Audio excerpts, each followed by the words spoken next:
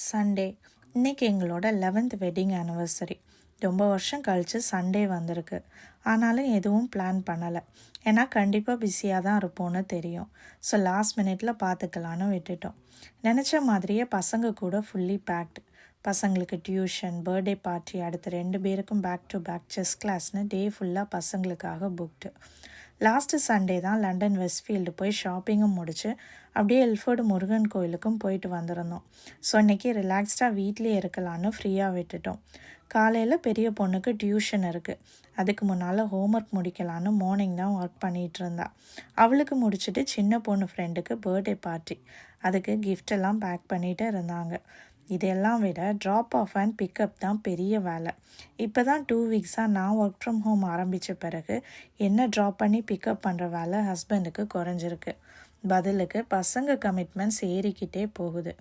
2 weeks முன்னாடி தான் நானும் டிரைவிங் லைசன்ஸ் எடுத்தேன். இப்போ இருக்கிற கார் ரொம்ப பெருசு. ஸோ ஸ்டார்டிங்க்கு சின்ன கார் வாங்கலான்னு பார்த்துட்ருக்கோம். நானும் ட்ரைவ் பண்ண ஆரம்பித்தா ஹஸ்பண்டுக்கு கொஞ்சம் ரிலீஃபாக இருக்கும். தேங்க்யூ ஃபார் வாட்சிங்.